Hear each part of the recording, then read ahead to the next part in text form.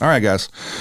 Okay. Well, anyway, we're just going to roll into talking. So anyway, I'm glad y'all came in today, and I want to thank you for accepting my invitation. We'll talk a little bit about kind of why y'all are here, the Sober Living House, tried and true. And we have Jake and Sarah Linton with us today. So thank you guys. Welcome. Thank you for having us. Thank you. Now, let's get right to it. I almost didn't put my glasses on in time. But, as I got older, I'm just going to share this with y'all. I have literally, my vision has reversed. I know y'all are a lot younger than me. But in the last few years, my vision has went from being nearsighted to farsighted. It's a weird thing. I don't know what happened. Interesting. I took that jab. Yeah. That's what happened. You know what I mean? Threw everything off. I think it threw everything off. By the instructions of my children, two of them were like, just, you got to do it. You got to do it. And I was finally like, okay, man. And then I took one. And then something happened. My eyes flipped. So now I got to take my glasses off to read, whereas I should be putting glasses on to read at my age because I'm 52. So, wow. That's wow. Anyway, guys, what you're here for today is I want to introduce y'all as a very essential part of our community. That's kind of what this program is about. It's all community, nonprofits, charities, how we're helping each other in the community. And you guys have tried and true recovery, sober living houses. And so explain to us a little bit about that. Yeah, sure. So it's sober transitional housing, and it's long-term. So it's not set up necessarily anything like a shelter or anything for someone in just an emergency homeless type situation is really not what we're best suited for. But what we do is we work with adults who have a history of drug and alcohol use. 9 out of 10 of our residents have come through and completed a residential inpatient treatment stay. So they went to rehab for a month, right. Say, and they're completing treatment. And when they are coming back into the community, because inpatient is it's an institution. It's very structured. Sure. It's all on site. They may not leave the property that they're at for 30 days. So we call that the treatment bubble. In the treatment world, we call it the bubble. And it's a great place to kind of dry out for one and to start to learn about some coping skills, start to work on yourself, do some maybe trauma work, maybe some childhood work, whatever it is with a therapist, get on medications if it's needed. And you're going through a lot of changes in that bubble. There's a lot that happens in that time because it is very structured. When they come out of there, a lot of times, if you take a person, you put them in the bubble and you put them right back into the same situation when they get out of there, and bearing in mind, generally the family is not going to do as much intensive self-work as the person going to treatment. So you put them back in the same place with the same people in the same routines, kind of sets them up to fail. So what we do is we have long-term sober transitional housing. It's a safe, structured place. It's not as structured as the institution they just came out of. They have jobs. They go to 12-step meetings in the community. They may go to church. They may go to some family functions, but they're not living with the family, which takes a lot of the stress out of that situation. And they can stay with us for maybe 6 months, maybe a year, maybe 2 years, maybe upwards of 2 years in some cases. But they're establishing independence in their recovery so that they can become and remain sober, productive citizens, essentially, on the long term. So, contributing members of the society, like backing up where they can be trusted. They trust themselves. They learn how to trust themselves, I guess. So we were talking initially about the peer recovery. It's the important part of your house is like they rely on each other to kind of stay on path a little bit. And I guess that's what you mean by peer recovery. Yeah, absolutely. And it's a little bit different than if you go, I don't know, maybe some of the listeners even have been to see a therapist or to see a psychiatrist or to see some kind of mental health professional. A lot of times it's a different feel when a person they've got a master's degree, they've got a doctorate degree, and they're sitting across the table from you in their slacks and their button up, and maybe you're going through a rough patch. Maybe you've lost someone in your family, or maybe you've had some kind of traumatic event and you're needing help, and you have this very clean-cut, educated, well-to-do person and you're not sure they've ever had any of their own struggles before. Right. And they're giving directives to you, which maybe they're good, I mean, the professionals are professionals for a reason, but it is quite a different field than someone coming in jeans and a T-shirt into your living room and talking with you about what it was like for them too. Right. They've actually are survivors of the recovery process. And ongoing, right? Like we talked about that. You had that going on for you. So yeah, absolutely. So, and that's how I got into it. I'm a person in long-term recovery. For me, what that means is I haven't found it necessary to use drugs or alcohol since January 25th of 2012. Wow, that's a long time, man. Congratulations. Thank you. Yeah, I appreciate it. It takes a village. And her, by the way. Let's flip to Sarah real quick. Welcome, Sarah. How you doing today? I'm good. How are the you? better half of the Lintons. Let's just say that, right? I don't know. Yeah. I don't know. Well, I bet you things don't go on without you, like, helping. Like, you know, you got the kids, you're helping with the house, you're helping with all that stuff. So let's talk about your role in it, how you kind of come to be. And I know we kind of just glanced over what the living house is about, but also I want to mention there's more than one of these houses in our county, correct? Y'all have how many? 4. 4 sober living houses. 4. Okay. Yes. I kind of came into this full time about 3 years ago. Okay. This is actually not my background. I was in the cosmetology industry for about 15 years. But being married to Jake, it was really easy to come home after playing with hair all day, if you will, and feel like I didn't do anything to make a difference in the community I live in. And then here comes Jake in the door and he's like, you know, we did this today and I'm helping this person with this. And, you know, it just kind of started making me think about, I want to do something different. Right. I want to do something that makes a difference. And so an opportunity presented itself with our women's house, and I just started a little bit at a time. And then before you knew it, I was like, okay, I think I want to get out of the hair industry and I want to pursue this full time. What do I do? And so I'm asking Jake, you know, do I need to go back to school? Do I need to get some sort of certification? And he's like, you've been watching me do this for years. Right. Just sit back and pay attention. And that's what I have done. I still kind of cut myself short, I think, according to him, on most days, thinking I'm not qualified to do this. But it is very inspirational. It is very getting out of myself and doing for somebody else. And I mean, I think everybody should take part in doing something like that. Sure. Some kind of community service. Now, and so now it's become my full-time job. Right. Yeah. Yep.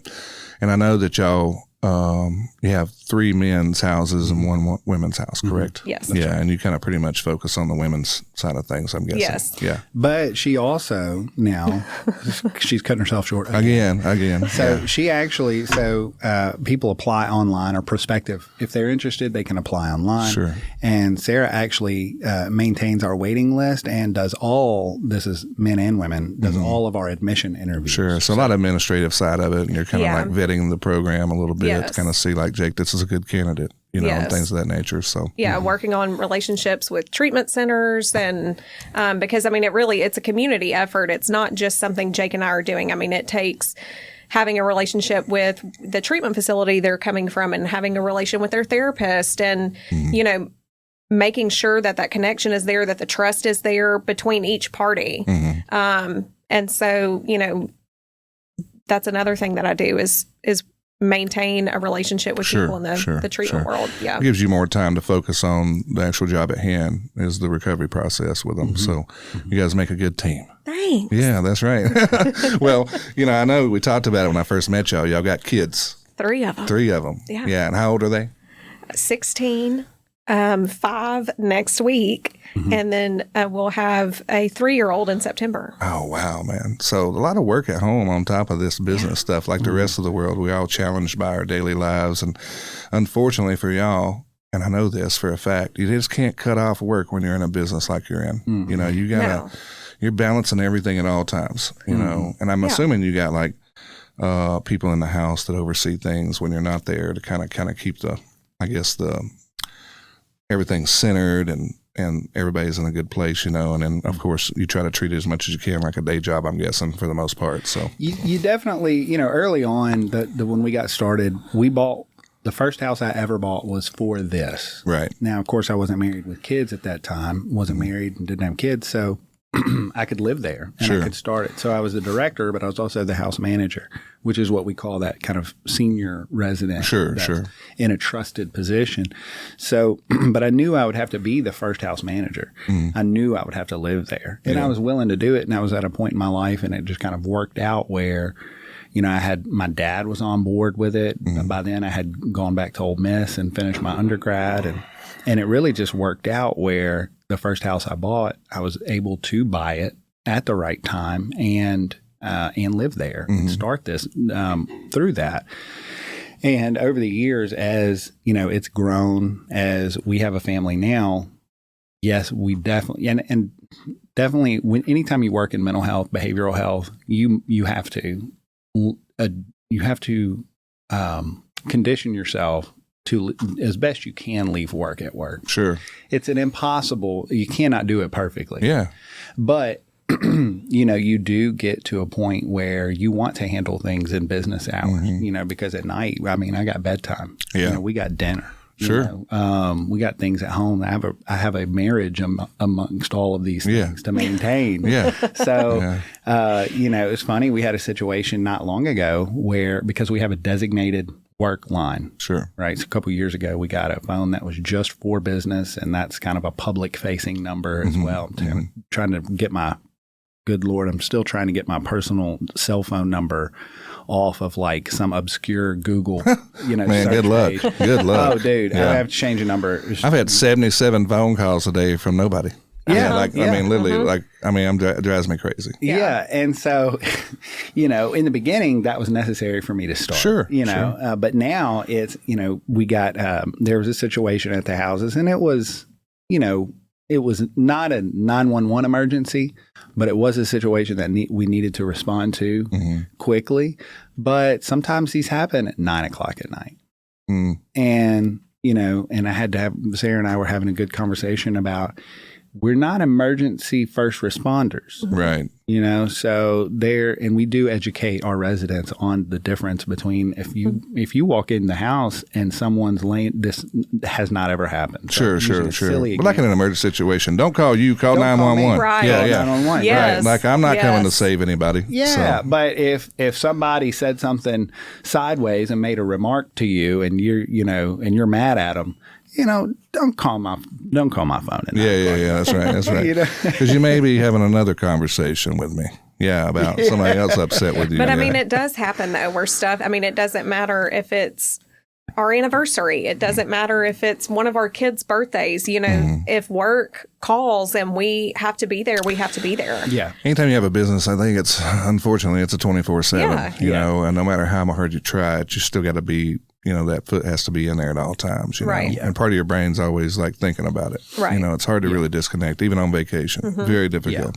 I don't even take them. I'm just going to I'll be honest with you. It's hard when you're in, and we have such different kinds of businesses, by the way. So I couldn't even imagine doing what y'all do, but I do know it's important and you have to take a breath away at times. And I hope y'all are able to do that at sometimes, you know, especially with the kids, because they're probably, I mean, the older one probably gets it a little bit, but like the rest of them, they don't get what mom and daddy's really doing right now. So, but they would be really proud because y'all doing amazing work for people, you know, you. So absolutely. I've in my path of, y'all know that I think I told you a little story about the Feed My Lambs program I'm in, and the way I dove into it, I didn't know what else existed out there. You know what I mean? I didn't know. And it was so far, and like I'm feeding kids that are hungry. That's kind of my focus, you know. And so as I get to talking to folks, they're like, well, man, I'm kind of already devoting myself to this. And I find out about this program. I'm like, well, what is that? Like, I had no clue it was existing, you know. And then I get involved with this program and that program, and I start learning about folks. And that's how I met y'all. I met y'all at a House of Grace function. And I don't know what, but something just came over me. I'm like, I need to talk to them. Something's up with those two. They're out of place here. Like they're like something's up with them. I didn't even ask nobody about you. I just cornered him in the parking lot, and I'm like, hey man, can I ask who you are? Because you didn't fit. And the reason why I say that is, I'm not saying that like, first of all, this is so interesting. You're a couple, right? Yeah. And you're coming there, and you're a young couple, and I thought, well, the whole time I'm trying to think, well, maybe they're like have a family member, it's close to them, they want to support the system. So I wanted to kind of know your backstory on why you were there.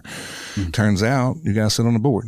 Jake does. And so it's important for you, and I'm sure that you probably see a lot of things. And obviously Sarita and everybody involved at House of Grace trust you a great deal to be a part of that, and as well as you.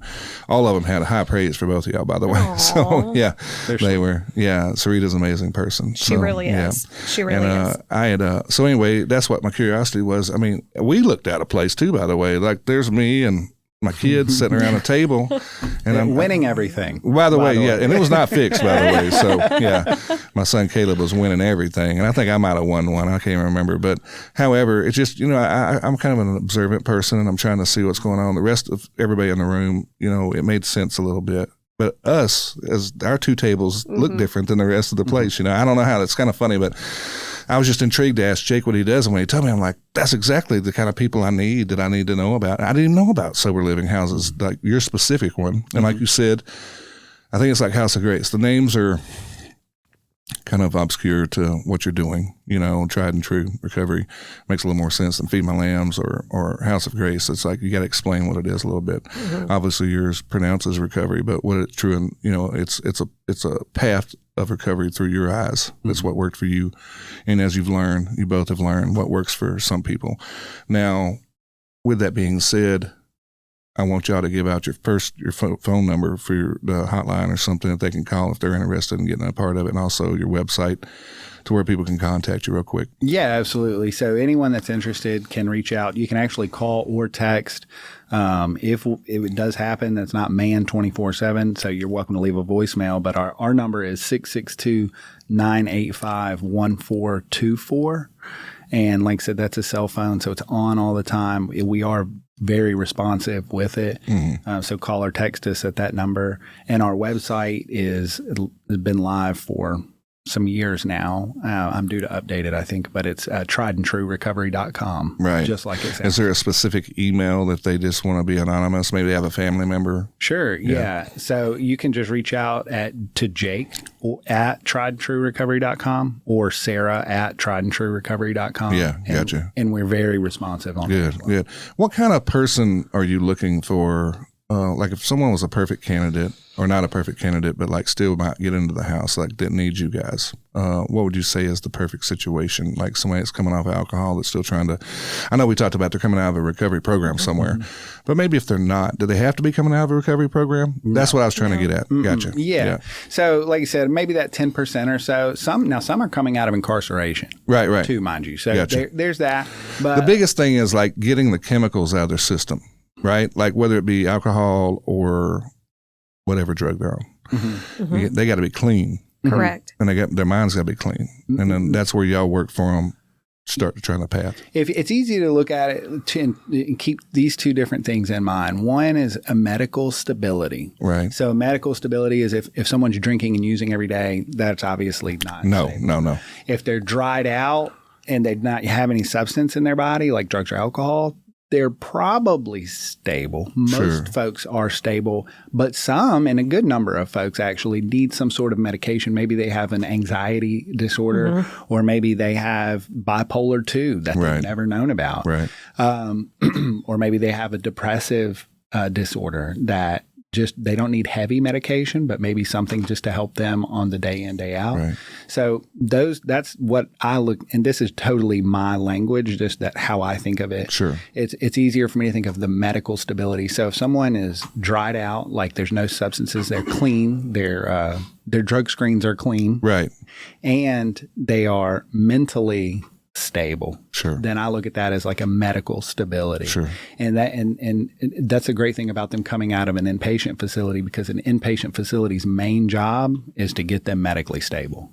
That's from the door to the time they leave, medical stability. And what we focus on really with our program, establishing accountability in the day in, day out, we see great results when folks get into a routine. And we're a working program. So an ideal candidate with us is an adult, history of substance use disorder, drugs and alcohol.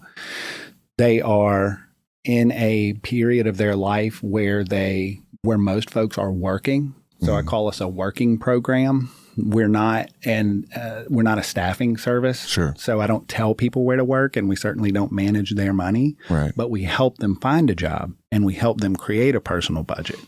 So we're kind of there to support them. Helping them with some life skills, getting back into reality. So maybe that's where they're lacking initially. And that's what I look at is behavioral stability. Right. And anyone might, like a lay person would just look at that and be like, are they dependable? If a person can execute on a routine and be trustworthy, dependable, responsible, maybe they even do some things that above and beyond that they didn't necessarily have to do, but they saw an opportunity to do a thing that needed to be done and they did it. I mean, that's the greatest kind of person that we could have in our program, because they're willing to take the action that they need to take to move beyond that old cycle. Sure.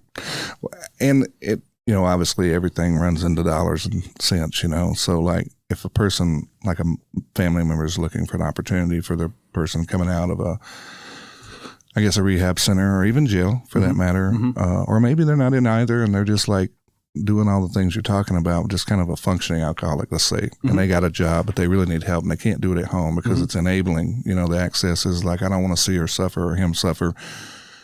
They call you and they find out a path to get into your house. You're like, you're a great candidate. Is it insurance based? Is it personal cost? Like, explain how they might go about financing this situation, because I know it does cost you to run the house. There has to be some kind of a monetary, commitment to it. Yeah, and unfortunately in Mississippi, there's just not a lot of grant funding for this type of thing. I talk about this with everybody I have on. Like Mississippi, I mean, holy cow! If you're coming, I always say, if you're looking for a freebie, don't come to Mississippi. Don't come to Mississippi. Yeah. So we're based on a self-pay model. Right. So our program fees are affordable enough. Sure. Well, they're affordable enough for a person with an entry-level position working 30, 40 hours a week. They can pay their own way. Sure. They're going to be okay with us. It's also, from just a balance sheet perspective, feasible for us because we don't operate at no business can operate at full capacity 100% of the time. Sure. Right. So we know that there's going to be layovers. A person's leaving. It might take us 3 weeks to fill the bed or what have you. So, our program fees, that's when I first started this, I really struggled with what's going to make it viable where we can keep the lights on, but also where it's affordable for someone who's early in recovery, getting on their feet. Maybe they don't have a whole career behind them with a 401k. Right. A lot of people are coming in with nothing or next to nothing. Sure. And so for them to first start getting those paychecks, even at, an entry level job. I mean, look, in 2012, I worked for minimum wage. Yeah. And my goodness, it was tough. I had to pinch. I ate a lot of noodles. I ate a lot of peanut butter. I ate a lot of mustard sandwiches. Oh, oof. Listen. What do you think about that, Sarah? Mustard sandwiches? No. but thankfully, there's not a lot of 725 jobs in DeSoto County, thankfully. Yeah. But again, even those entry-level positions, you want a person, because there's such an self-esteem rather, that comes from a person who just couldn't even hold a job, couldn't even hold on to any money, just trying so hard to stay afloat and still sinking. Sure. And now all of a sudden they're in this great routine. They're getting some what we call walking around sense. Sure. They're gaining some personal responsibility. They're practicing integrity. They're doing the right thing, and they are making money and they're paying their own way. And when you haven't been doing that, because I call being in recovery, I usually will call it growing up. You're learning how to quote unquote adult as people. No matter what age. No matter what age. I could be a 50-year-old guy. No. And all of a sudden they got to figure out a way, like, I've been doing this wrong my whole life. Yeah. And now because of the substance being involved their whole lives, they've lost perspective. And now you guys give them a new focus and a path to being like on their own again and learning how to adult. Something you and I might have learned when we were 19, 20, 21 years old, And the freedom that comes with that, it's so empowering, again, when you haven't been doing that and you start doing that. Because then when you go and you buy something that you worked hard for, you're going to take care of it. Sure. Because you know what it is to not have ever had that. And you have a new gratitude about the things, not just as much things, maybe at first things, but then gradually people and relationships in your life start coming back. Sure. And then maybe new relationships. And life starts to take on a whole different meaning when it's, paying your bills. Yes, there's that. But also and we have to remind folks of this a lot. It's like, if you're doing right, expect good. Expect good things to happen when you do good things. Sure. And I'm a firm believer in that. That's been my experience for over 13 years. And it really before then too. Sure. Even growing up. And I was shown that. I think we've all had those people in our lives to where some of them are pretty good at managing it. Everything's okay in moderation, my belief is, but like, you got to know where your limits are. And the smartest of individuals can fall off that ledge of just going too far with it, so no matter how educated you are or what, it doesn't matter. You can fall into that, but there is a path back. It's going to take time to earn the trust of family and friends, become that dependable rock that you want to be. Mm-hmm. You have to prove that. Mm-hmm. It's not something they're just going to hand back to you because, you stole Meemaw's credit card one time, you know what I mean? And that kind of story goes on a lot. Like there's a lot of that goes on, and she will forgive you, but you got to earn that back, or whatever the case may be. So y'all help them back that way. One of the things that I learned through, I'm going to do more of these shows about recovery-based missions, and it's usually faith-based. And I know that y'all actually lean on that a good bit in your lives, personal lives with faith. Do you teach that in recovery houses as well? Is it an option, or is it just something you focus on? Or yeah, so my background, like I said, I went through a place back in 2012, and I worked in and around mental and behavioral health for the next little over decade.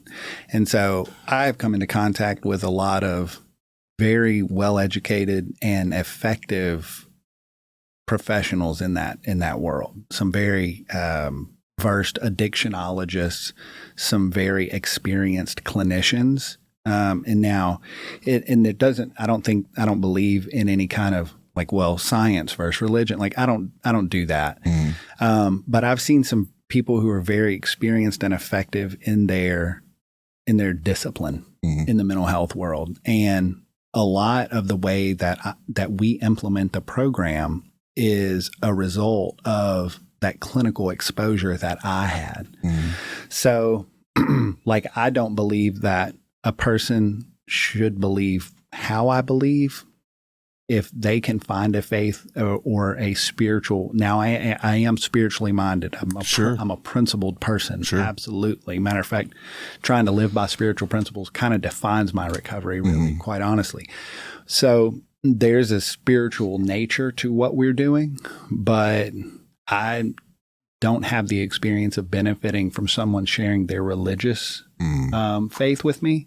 And so, however, I also never discount that. Right. If a person, some people come in and they're very averse to talk about religion or God in general, which it's funny, because you can talk about God all day and not talk about any religion. And I do when I share with people, I'm talking to them about the spirituality, which I have found it helpful to separate that from religion. And so, if I'm coming to you from a religious perspective, and again, this is not a discredit, this is simply my experience.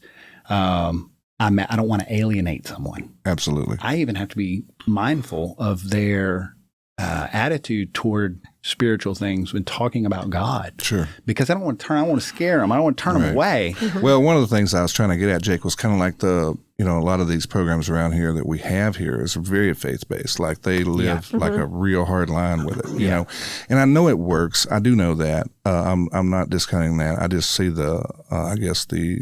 it's kind of like a standard, with the programs. It's very faith-based. And what I love about you and I talked about initially is like, hey, you can come in that way you want. You can read your Bibles, you can do whatever. We're not forcing you to do any of that. Like we're really focused more on curing the problem within. If it's faith-based you need, because it is a structural path to lean on, then we're going to help you with that. But we're not going to force you down that path. I want the audience to know they're not faith first. Like you got to be in this, and this is the only way you can do it. Right. Yeah. We use the term faith friendly. That's right. Yeah. That's right. That's a good one. Yeah. Some of the programs we know about, I mean, they're all on church, and that's okay too. It's an amazing thing. I work with them. It works for them. It works good. But I wanted to reiterate this. If you're looking for something a little different, they allow you to be you a little more. And it's, whatever religion you practice, you can come there and be a part of this program, with open arms. So you're very welcoming, and you don't discount anybody's faith or spirituality. So, and I think that's a good.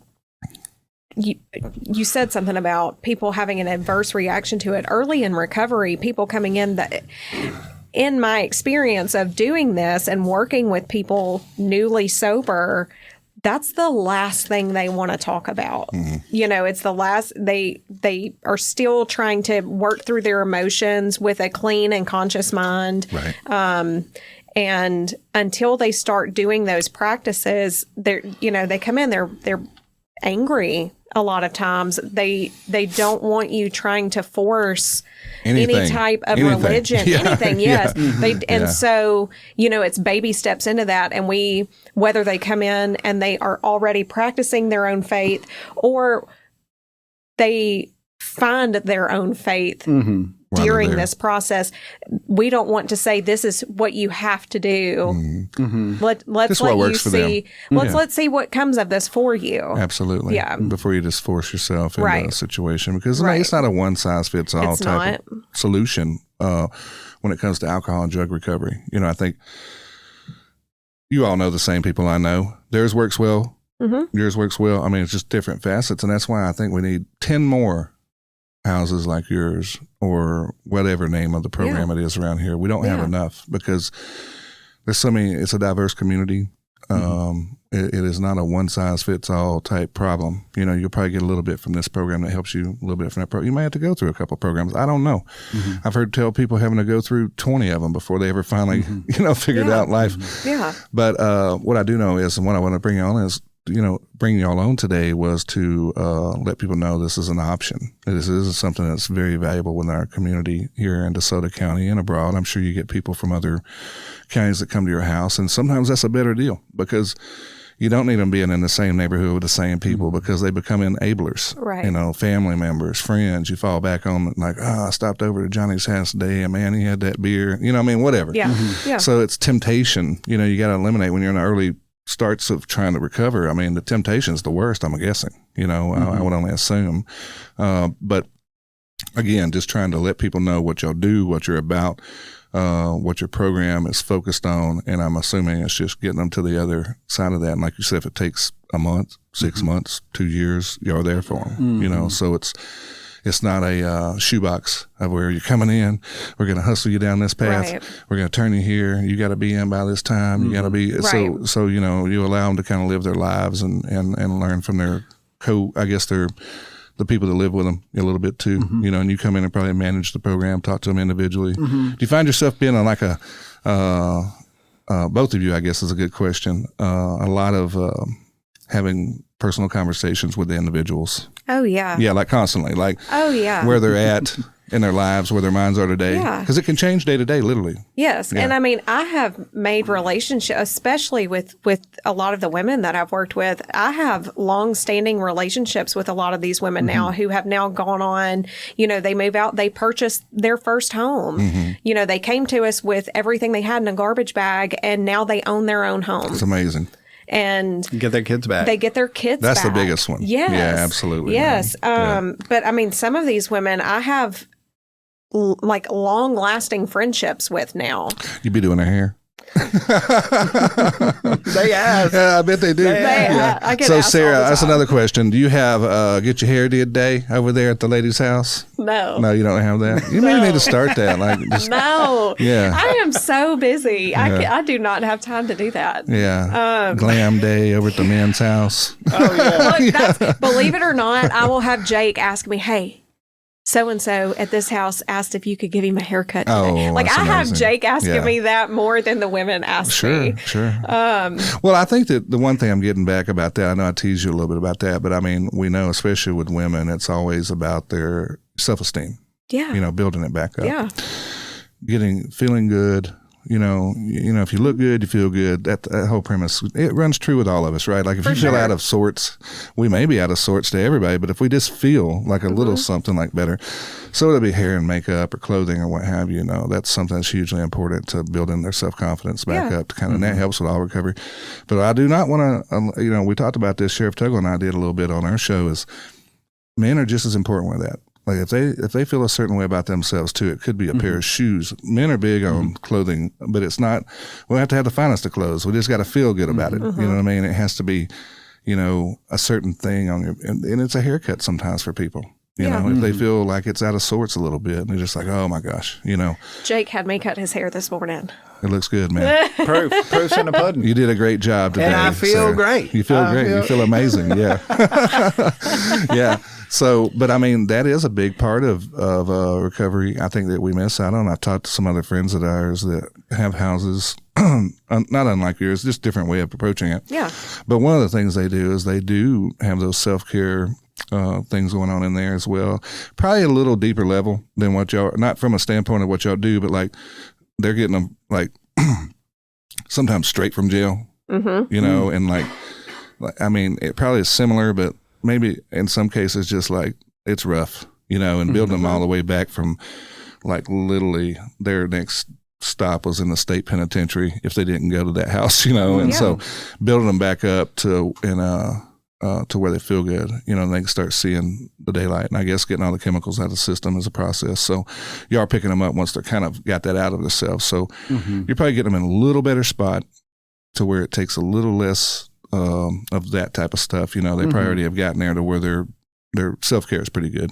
I don't know that for sure, but. I mean, it can vary. Sometimes, I mean, at the end of the day, you see people who struggle with addiction from all walks of life. Oh, yeah. It could be somebody who they were born and raised in addiction, and then you can have somebody who comes from one of the wealthiest families in town who's had everything, given to them and opportunity more or less given to them.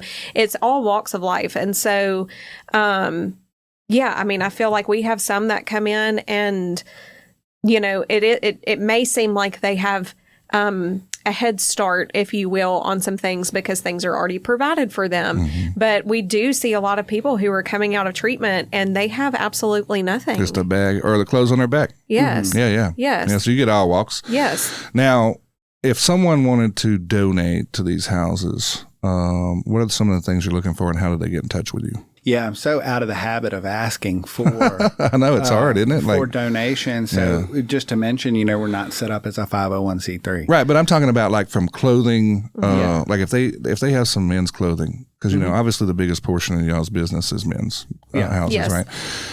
We'll elaborate on that in just a second why that is the case. Okay, we'll talk about that. But if they wanted to like say, for instance, like I got a whole closet full of stuff I'm not going to wear anymore. How do we reach out to y'all and just like anonymously drop it off, or is there, Kind of back to that, how they're coming into is they're not coming straight out of jail, so they don't need like white T-shirts and socks. Right. They got that, but what they might not have is a decent sport coat. Sure. They might not have a lot of good options for just a button-down shirt. Right. Or even golf shirts, quite honestly. So a lot of times they'll have, they might have jeans and T-shirts, a couple pairs of shorts, but they definitely don't have any professional wear. Yeah, something they might wear to a job interview. Or church, or whatever. Or church, to a wedding, or to a funeral, or to any event, right. To graduate. Again, helping them feel a little bit better about their situation, helping them grow. Yeah, a lot of times that's going to be, even with our folks, I think that have been with us for, 6 months to a year, a lot of times they get what they need for work. They got their steel toe boots, they got their Dickies, they got whatever they need.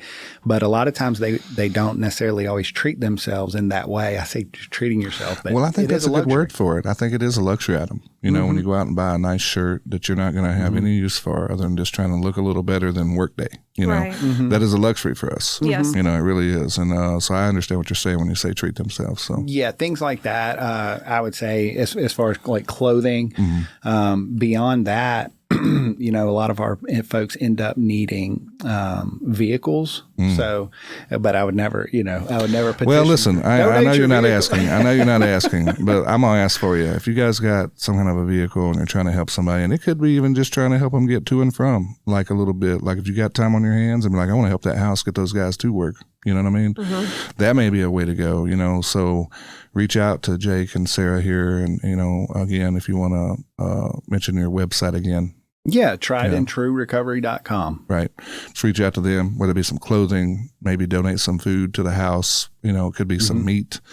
I don't know. Just anyway. They can tell you they don't need it or do need it, just one of the others. I know one of them houses Miss Ann has. She always talks about toilet paper is a big deal for her. So she's got a lot of ladies. She's like, there's all women down here. We got our biggest need toilet paper, believe it or not. Yeah. So some people heard me when we did that show, and I'm talking like they took it.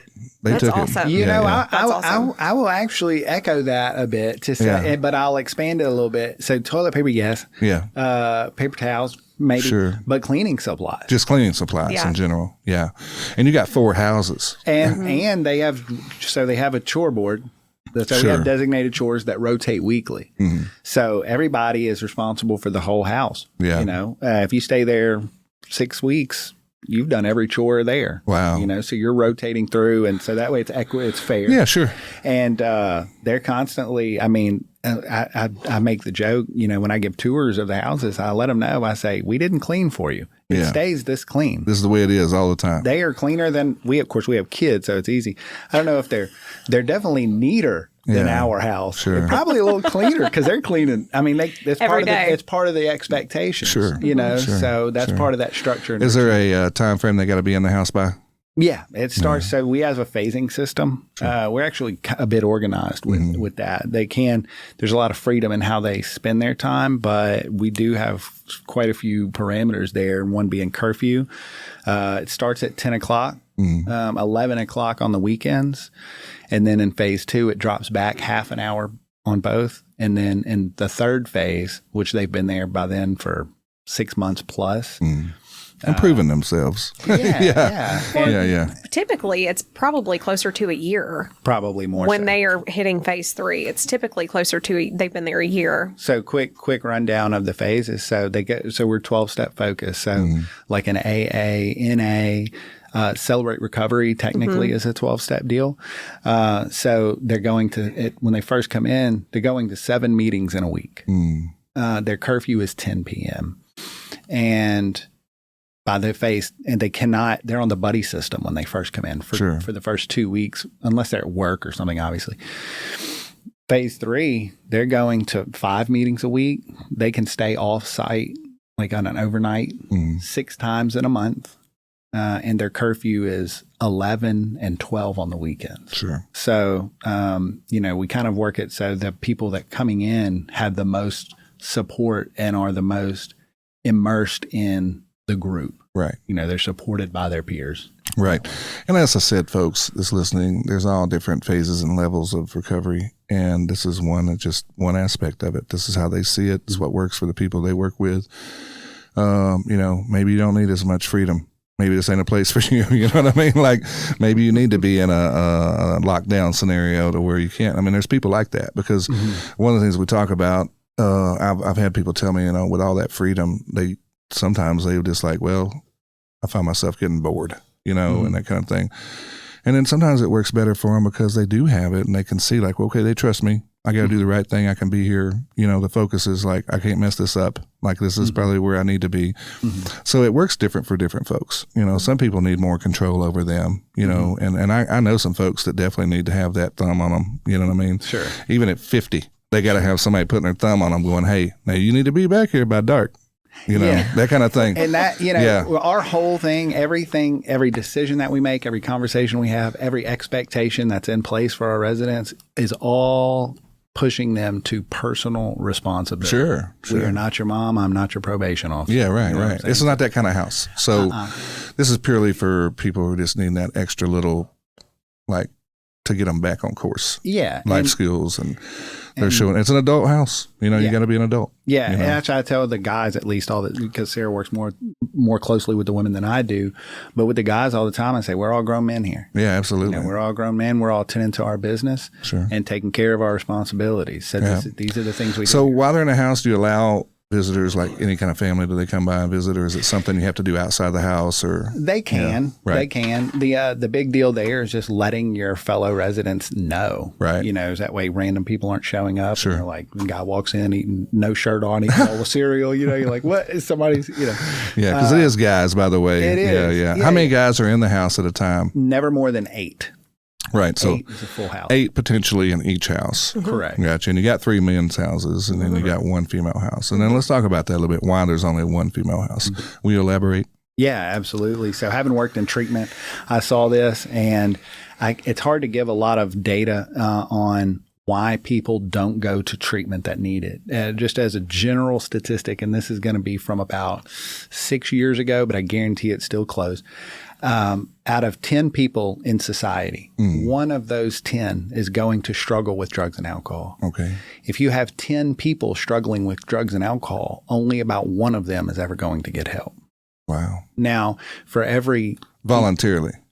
No, just in general. Oh, just in general. Ever going to get some sort of help for that. Right. So when you have, so again, working in the treatment world, we saw this. For every female client in the facility, we would have 2, if not 3 male clients. Wow. So you go to any treatment center, this is whether it's state funded, whether it's faith-based, whether it's a corporate entity and they're billing your insurance. Sure. No matter what it is, you're always going to have more males and females. Always. And so there's a lot of reasons for that. The place that I went through is actually now, in the past few years, they have transitioned to become an all-female facility. But at that time, when I went through there, you could have a male or female could bring their children with them That's to amazing. treatment. It was amazing. Yeah, it's amazing. Pregnant women could come in, and let's just say they're in their first trimester, they could stay at any point in their pregnancy.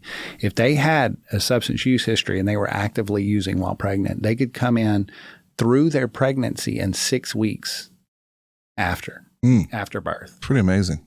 Incredible. So I saw some amazing stuff, but for, women, obviously, sometimes they're with child when they're using, which is, tragic.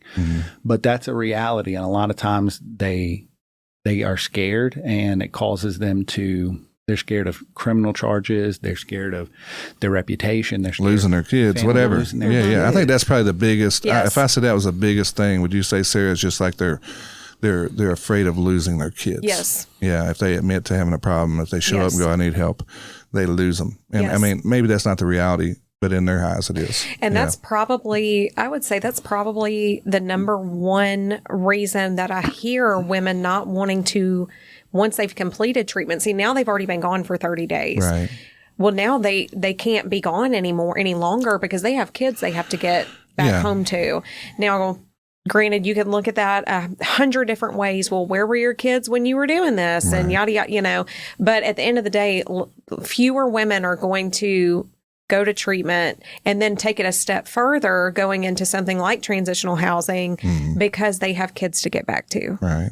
And it's just education. Again, that's why we're here today, is let them know that it's going to be okay. And there is a path forward, and there is great people like y'all out here that's going to help them, So not everybody has a good grandparent or a sister or brother that can take on some of their responsibilities while they're out there, or a good friend, So I can see the struggle why a female would want to, even males. I think there's some males that'd be like, man, if I leave here, the whole house is going to collapse, and I get back, I don't know if they're going to be here, There is a path. At the end of the day, everybody will survive. It's just, I think that's the fear. If I had to go through it, looking at it, that would be my biggest fear. It's just losing what I have, and I think that probably, like you said before, that statistic about 1 out of every 10 people might get help, well, they have a problem. And then 1 out of that 10 may ever seek help or get help. Right. That's what's crazy. And I think it's probably because of that, unless you're just forced into it because you got picked up, had to go to jail. But not too many people just admit they got a problem. That's what I was going to say. It takes a lot to get a person to just that point of realizing and accepting. Sure. It's not even so much, I feel like, always admitting, it's accepting for themselves that there is something going on within them. Absolutely. And Jake, we'll get back on you a little bit about your personal story, to share that a little bit of how your path from it, to where you are today. Like, yeah. Take me back down memory lane. Yeah. I go back pretty regular down memory lane when I'm talking to guys, especially when they're new, because I remember very well. When you want to let them know you come from where they come from, you've heard the stories, you've heard the BS of why, Oh, and the looks Sure. when I let them know, like, I already been there, man. Yeah. Don't let this haircut fool I've done all that stupid stuff. Yeah. I've lied to everybody in my life. I've done everything. Yeah. Folks, a lot of times they think that they're lower than low, or they, or they're sometimes, guys with men, I see it more, but sometimes with women too, and if you've been on the streets, just what we call on the streets. Sure.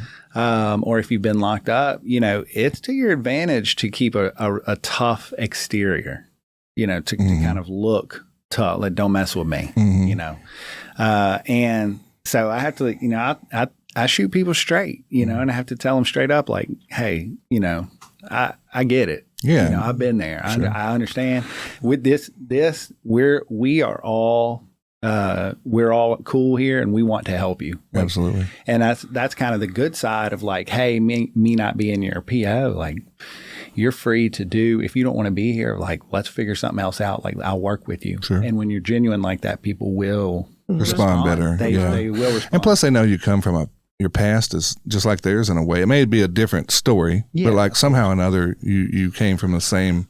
It's kind of where you started wanting to help people, because you've been through it and you kind of knew what your path to recovery was like. So my story is not, I say, everyone's story is just their own. Unique. And different. Yeah. But from a high level, my story is not that different from another recovery story that you might hear. I had great parents growing up. I'm from this area. I had great role models. I wasn't traumatized as a child. I wasn't neglected or abused as a child. Maybe the grandma hit you in the head a couple of times, but that was it. Like, she could have done it a few more. Yeah. Really. I don't know if it'd have helped, but yeah. So, again, pretty good upbringing. Started experimenting with some stuff in high school, like probably a lot of folks do. Yeah, I did. I mean, I tried stuff. What I mean? Nothing too hard. Like, I ain't gonna lie to you. I was never much on drinking and stuff, but I had my days when I would get a little extra crazy with the beer or something, And so, in high school, started experimenting, started getting a little bit sideways, out of control, started being, almost didn't graduate high school because I just had a showing up to first period problem. I had that same problem. Yeah. And so, it's kind of barely scraped through high school in 2003. I had just graduated high school, barely. I was 18. I had an older brother. He was 21, and he was killed tragically and suddenly he was at a party with friends. There was a gun involved, and I don't know the second by second, play by play, but it was an accident. And went through that and kind of played the victim card with that for some years, and started really trying to numb the pain, that, and kind of had my own struggle with all of that, and that kind of compounded my use. So it became more frequent, more often, and stronger.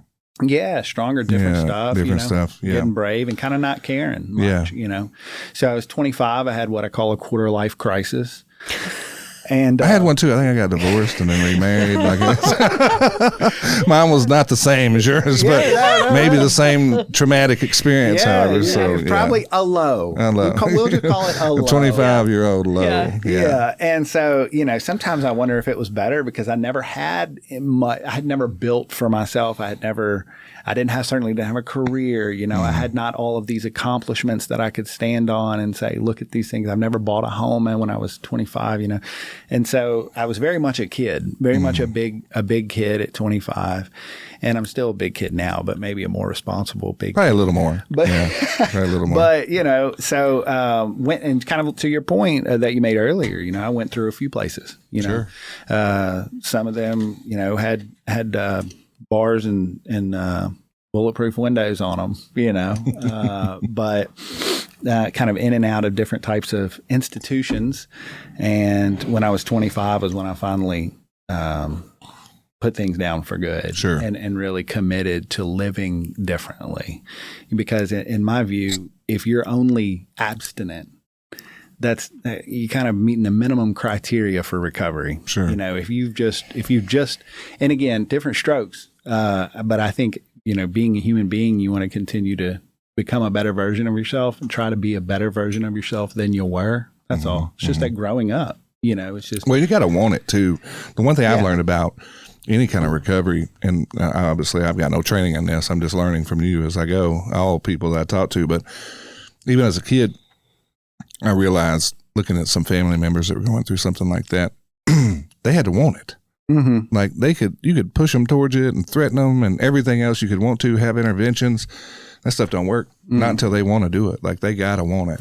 And that's kind of, again, how we're set up. Is based on my experience where if a person doesn't want to be there, then I'm not doing them any favor by forcing them to stay or, you know, or making some crazy, I say crazy, but wild accommodation to suit them. Sure. You know? So it's kind of like we're here for people that want it. They got to put the work in. They got to want it. They have to put the work in. And that's kind of where we come in is there's accountability, there's grace. We don't expect people to be perfect. Oh, understood. You know, at all. Yeah. Yeah, you get that. But all we can ask for is a try. Sure. Just absolutely. a try, you know, so.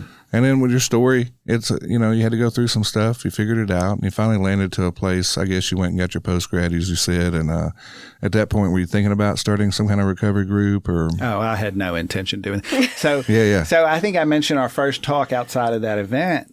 You know, I believe there's a certain, and I hope Sarah might agree, that there's a certain type of person that is best suited to be a sort of counselor or therapist. That's not for everyone. No, it's definitely, and I'd never felt like it was for me. Sure. I felt like I benefited from that and I could help in my own way, kind of a less formal way. But, and I have much respect for the therapists and clinicians in the world. And I know some great ones. Sure. But I just knew it wasn't for me. So I wouldn't go in, and my undergrad is in business.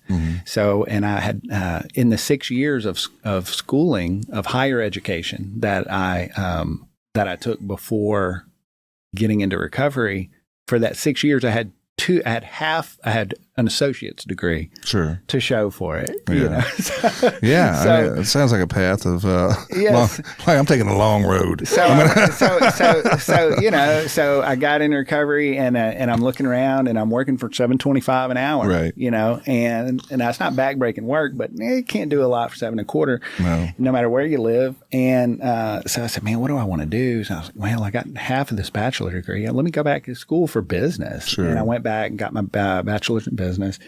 And after that, I had every intention of going into renewable energy, which has always been just fascinating, kind of on a total side note. It's something I've always been interested in. And I graduated and I had been working in the space, the mental behavioral health world, for some time at that point. I had, you know, my feet under me in my own recovery. I'm back in this area. I graduated from Ole Miss on Church Road. Sure.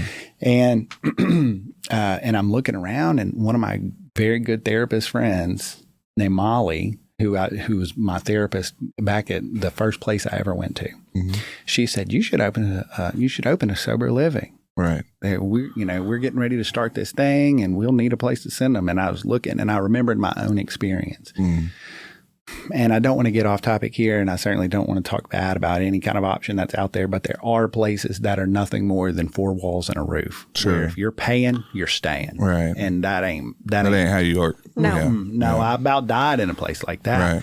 Matter of fact, the last time I used anything was in a place just like that. And, you know, they might have called themselves sober living, but there wasn't a lot of sober. It wasn't the right thing for you. It was maybe surviving. It was maybe not sober surviving is what I would call that. Gotcha. But so I was like, man, I knew what the mental and behavioral health space, you know, I worked in treatment for years. So where are we sending people? There's not a lot of options.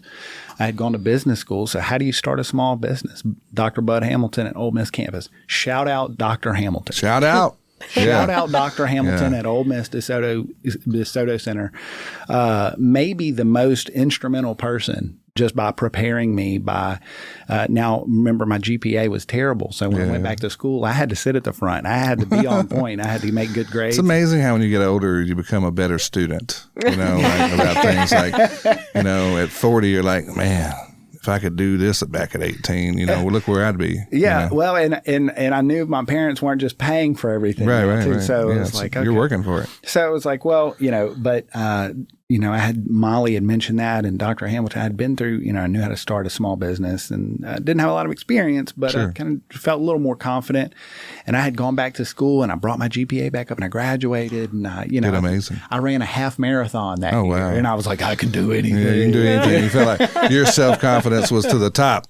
Yeah, you were ready. Look, I remember we were taking the LSAT. I was thinking about the MCAT. I don't know. When you go to law school, medical school, I could do what I could be a rocket scientist. Well, I mean, look, your eyes were open to, to all these possibilities that you missed for a decade or better. And I tell residents this all the time. I'm like, you can do whatever you're willing to work for. Sure. You can do, like when I was growing up, I always thought doctors and lawyers were born different. Sure. It never occurred to me that they were born the exact same. They just went to class, read the things, wrote the papers, took the test, not to take away from that. Sure. I mean, it takes a lot. My goodness. It takes a lot. But, they weren't born with something that you didn't have. So like you already have everything that you need to be successful. Mm-hmm. It's just a matter of doing the work consistently. Sure. And so in that, around that time I was graduating, and someone just mentioned that, and I thought, and I'm living with my dad. Right. How old was I? 28. You were a good catch at that time. Living at home with the parents, making $7.25 an hour. Oh, look, I had bought the house. I had bought the first house, and I was living there as the house manager. Yeah. So I get this message out of. Are we really going to get into all Yeah, we of need this? to know how Sarah got into the equation. So, I don't know. This is interesting. Okay. I kind of want to hear Sarah's recollection. Yeah. I mean, did you see him on the side of the road somewhere?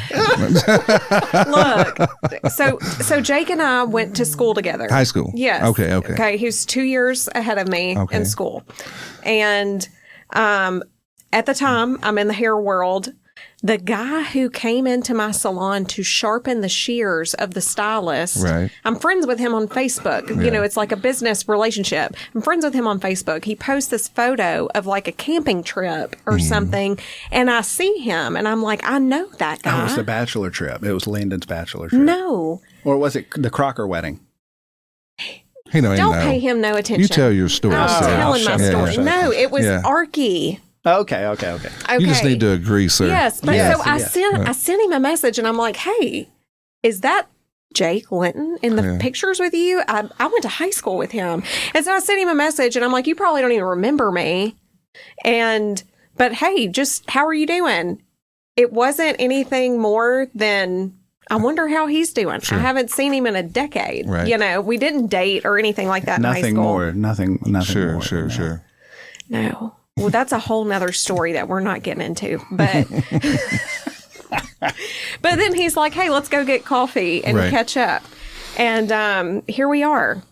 I mean, I'm pretty sure I left that night and texted my best friend and was like, I'm going to marry him. Oh, it was that quick? It was that quick. quick. You knew it. I knew it. Like, he's my man. Did you know it? Well, I had. You better say yes. No, we're very fair, transparent people. She knows the whole deal about what was going on with me personally leading up to that. But I knew that I had not had a 3-hour coffee with anyone ever. And you just chatty, Starbucks closed, and we were still there. Yeah. There you go. Well, that's probably a good sign. That's probably a good sign. And plus, you knew his history, and you were still like, oh my God. Our family is very open. My personal family, we're very open about discussing anything. Sure. And so it made it a very free conversation that he didn't have to be anybody but himself. And so, I felt like that it made things super simple and natural and organic for us to just have an honest relationship. Sure. Because there wasn't anything, a lot of times with people who have suffered from any type of addiction, not even just drugs and alcohol, any type of addiction, it comes with this veil of shame, and people don't want to talk about it, or they want to keep it hidden. And I am so far the opposite of that. I'm like, hey, let's talk about it. This is you. This is, let's talk about these things. And so for Jake, it made me very comfortable I didn't feel like he ever had to be anything but the authentic version of himself, and that he was so accepted for that. Sure. And you met him at a time where he was at probably that point. Like he was right there where he needed to be. Yeah, I don't think if he and I had met each other in a atmosphere of looking for anything outside of a friendship, if it had been any other time in our lives, we would not be here. And on top of that, like, he was in his full recovery at that point. Yeah. So like, if you'd have met him a couple of years prior to where he was not, it'd probably been like, run, but now you've been able to stay clean for all that time.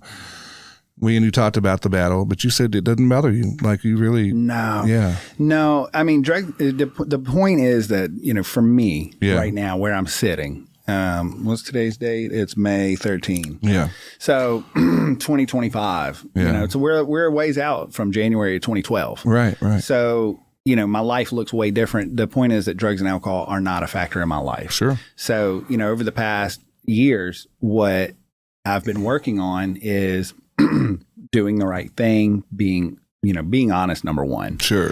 Being willing to take inconvenient action, do the right thing even when it's not convenient, try to be consistent, dependable, and not being those things perfectly. But, you hear about people talking about, it's a struggle every day. I fight the battle.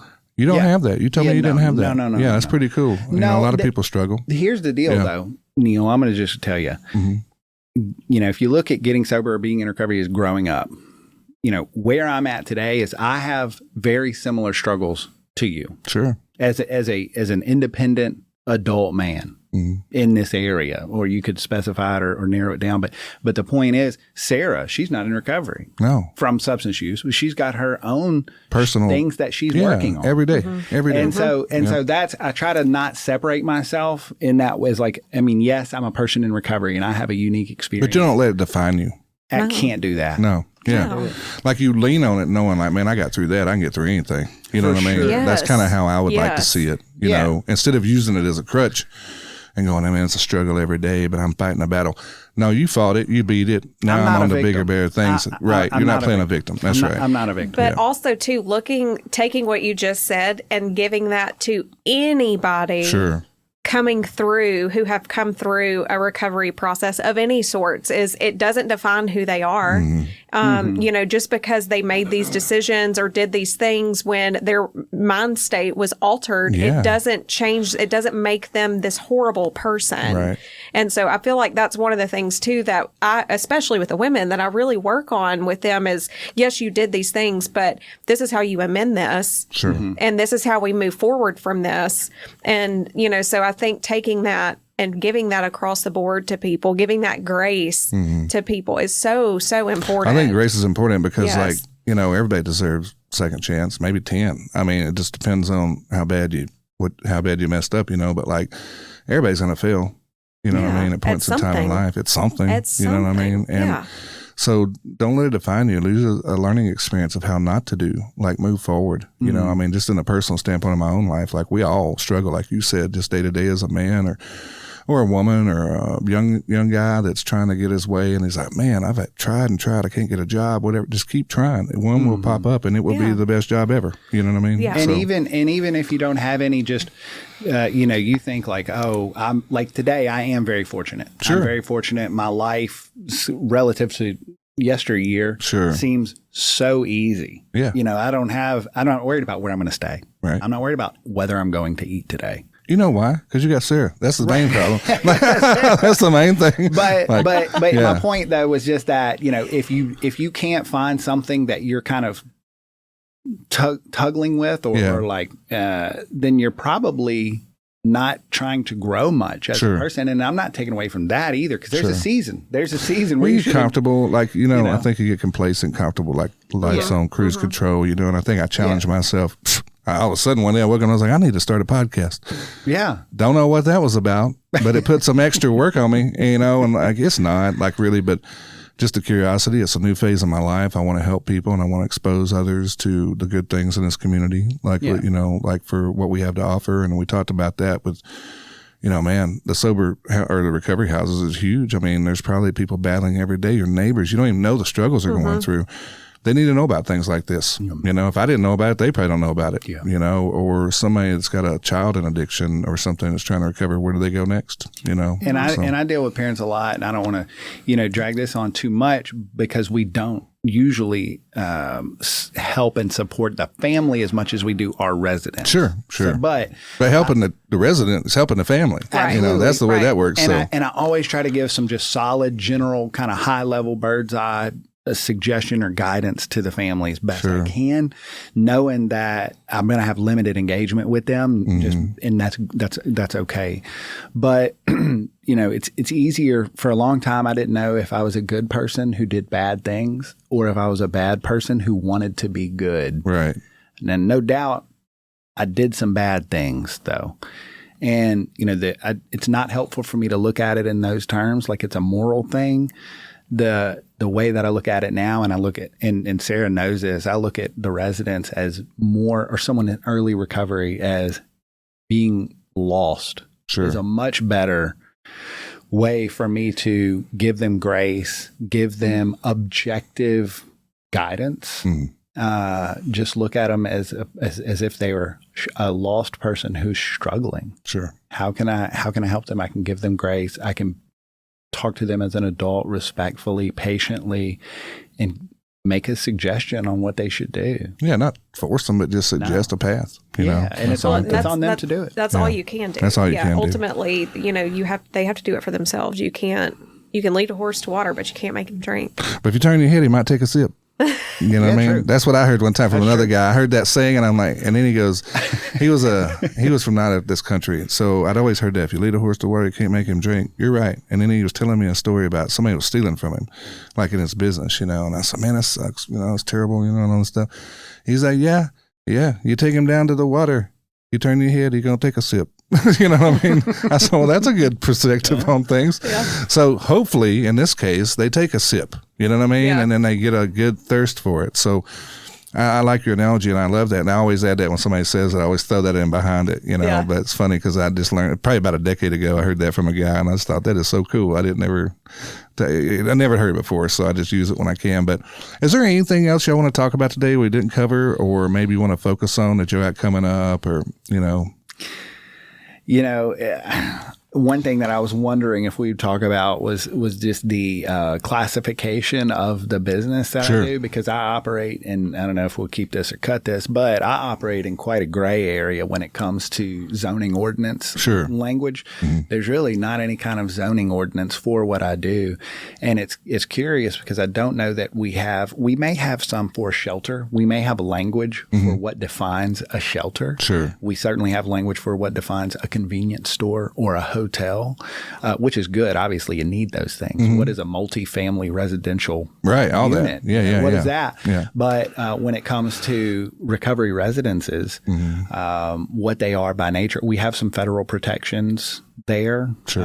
But, on the local level, it's interesting. And I hope that if any, political folks are listening, that it is, and again, we don't operate in a gray area. We don't operate under the table. Sure. I want to, I wanted to just. You're on the up and up. You just don't have an area where it's defined what you're doing. Correct. Yeah. Right. We're not advertising in front of our house as, hey, this is what we are. Yeah. Come join us. No, you're not doing that. We're good neighbors. Sure. We're good neighbors. Good neighbors keep good fences. Yes. Sure. And, we maybe our yard might look better than the neighbors. Maybe. Now that I think about it. Yeah. But only if Sarah's doing the lawn cutting. You know what I mean? That's the thing. Do you do all the weed eating and lawn cutting? I doubt it. Okay. You're not doing it, are you? I do it at our house, though. Okay. And that's new. That's new, though. Jake has one of those zero-turn mowers, and he just now let me, get on it and take over our own personal yard with it. Yeah. But that would be the thing that if someone had no idea that something, and a lot of people don't, if someone had no idea that something like this existed and they're worried about it being in their community in or their neighborhood something. or something like that, one, know that we're running a clean and tight ship. That's right. So you got people in place to protect that. And from, two, I welcome any opportunity to work with local legislators or political folks. I would say the county supervisors would be the people you need to work or with. or the city alderman. Yeah. Either. Yeah. But to come together for the purpose of defining what we do. Sure. Because I think that over time, as the population grows and as this area continues to grow, which it has, thankfully, over our whole lives, that, if there is a place like us, and there are, but for the places like us, I think it's going to be important in the future to have more language clarifying what you do.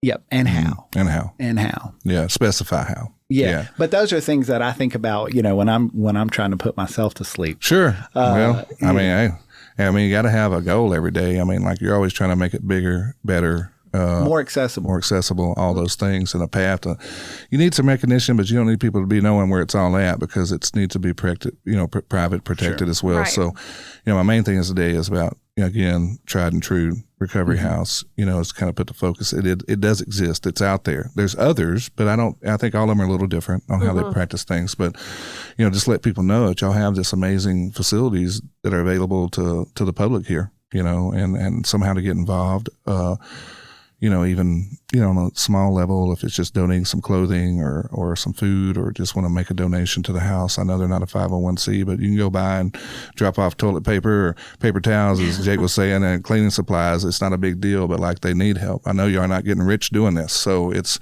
really a labor of love. Yeah, it's not about the money. No. It's not about the money at all. But, I think it is a testament to what Jake started. We do have some good things coming this year. Kind of, the business has continued to grow. Jake has been, this is the 9th year of Tried and True. Yes, 9th year of Tried and True. And 4 houses, more to come this year. Sure. Do you want to tap on that a little bit? You want to touch on that?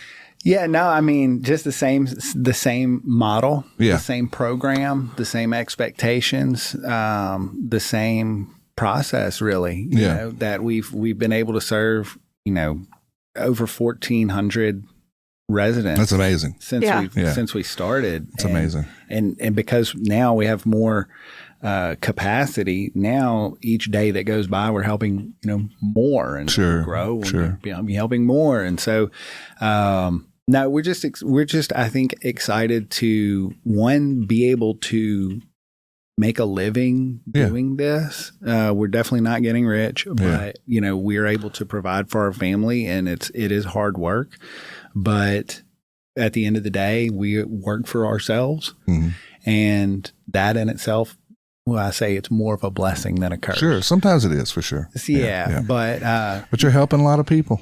Yeah, it is. And we do well when they do well. Absolutely. So like everything that we, from the get, when we built this thing, it was, the only incentive for me is when they do well. Sure. When they're prospering. Sure. I think it's just amazing that you guys can do what you do. I don't know if I could do it.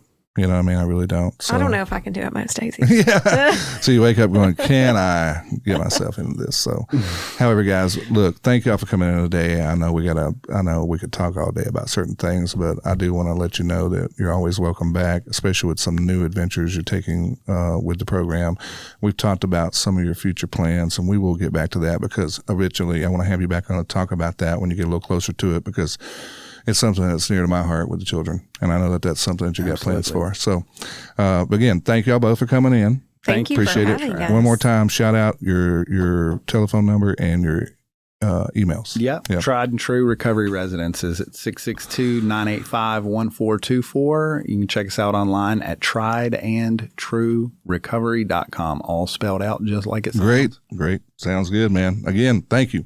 All right, guys, thanks for joining today. We appreciate you tuning in as always. Always remember Feed My Lambs, the program that I kind of get behind on everything. Everybody knows I talk it to death. So, it's kind of one of those things. But reach out to them at 781. It'd be 662-781-1333, minormemorial.org/lambs. And remember, my primary sponsor, Roofworks, midsouth.com. You can reach them at 662-303-0345. I appreciate everything, guys. Thanks for tuning in. We'll talk to you later. Bye-bye.